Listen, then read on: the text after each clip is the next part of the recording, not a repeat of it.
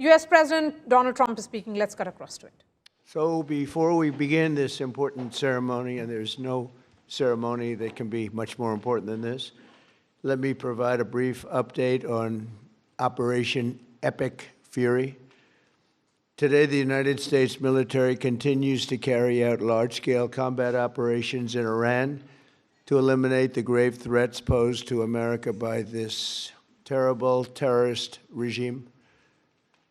Following our obliteration of Iran's nuclear program in Operation Midnight Hammer a short while ago, we warned Iran not to make any attempt to rebuild at a different location because they were unable to use the ones that we so powerfully blew up. But they ignored those warnings and refused to cease their pursuit of nuclear weapons. In addition, the regime's conventional ballistic missile program was growing rapidly and dramatically, and this posed a very clear, colossal threat to America and our forces stationed overseas. The regime already had missiles capable of hitting Europe and our bases, both local and overseas, and would soon have had missiles capable of reaching our beautiful America. The purpose of this fast-growing missile program was to shield their nuclear weapon development and make it extraordinarily difficult for anyone to stop them from making these highly forbidden by us nuclear weapons. We were the ones that were complaining. We were the ones that wanted it stopped. But everybody was behind us. They just didn't have the courage to say so. An Iranian regime armed with long-range missiles and nuclear weapons would be an intolerable threat to the Middle East, but also to the American people. Our country itself would be under threat, and it was very nearly under threat. I was very proud to have knocked out the Iran nuclear deal by President Barack Hussein Obama. That was a horrible, horrible, dangerous document. They would have had nuclear weapons 3 years ago, and they would have used them. But I'll not let that happen. For almost 47 years, this regime has been attacking the United States and killing Americans. Every time you see someone with missing arms and legs or a face that's been absolutely shattered violently, it was almost certainly caused by an Iran roadside bomb. They were put there by General Soleimani, who was the father of the roadside bomb. Very proudly, he thought, but I terminated him in my first term. This was our last best chance to strike, what we're doing right now, and eliminate the intolerable threats posed by this sick and sinister regime. And they are indeed sick and sinister.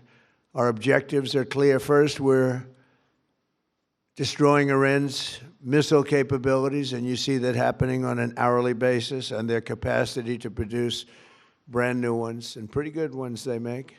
Second, we're annihilating their navy. We've knocked out already 10 ships.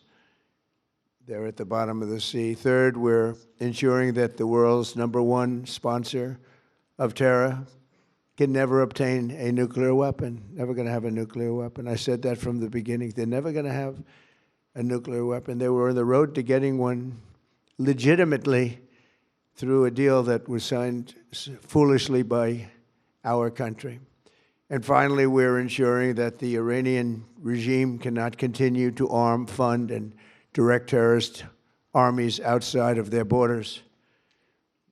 And we thought we had a deal, but then they backed out. And they came back, and we thought we had a deal, and they backed out. I said, you can't deal with these people. You've got to do it the right way. Today, we grieve for the 4 heroic American service members who have been killed in action and send our love and support to their families. In their memory, we continue this mission with ferocious, unyielding resolve to crush the threat this terrorist regime poses to the American people, and a threat indeed it is. We have the strongest and most powerful, by far, military in the world, and we will easily prevail.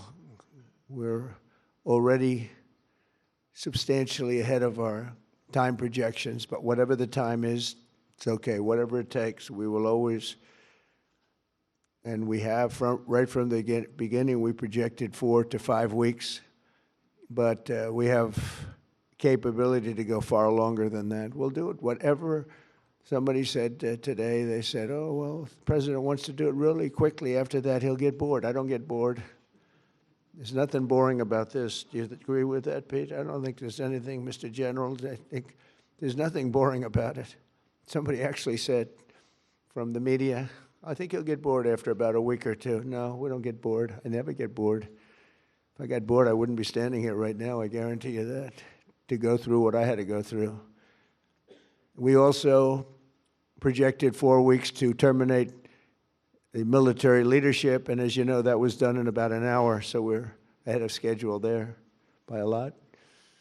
But please join me in thanking every American service member who bravely is standing in harm's way. They really are incredible, and I just want to thank you. We have a lot of them right here. Thank you very much. Thank you.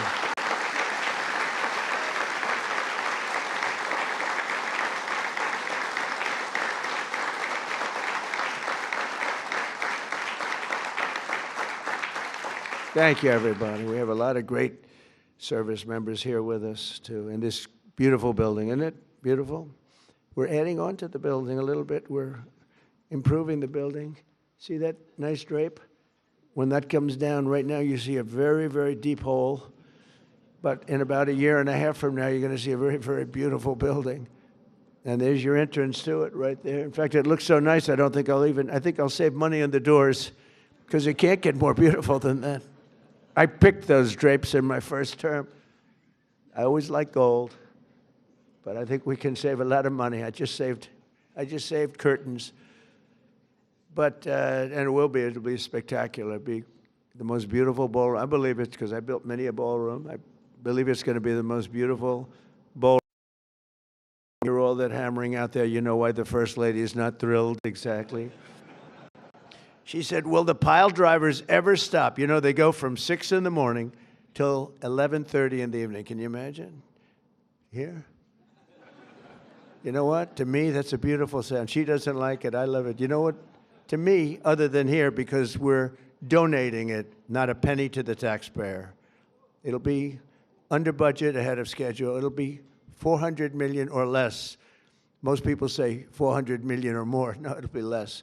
But when I hear that sound, that beautiful sound behind me, it means money, so I like it. But my wife isn't thrilled. She said, this is getting crazy.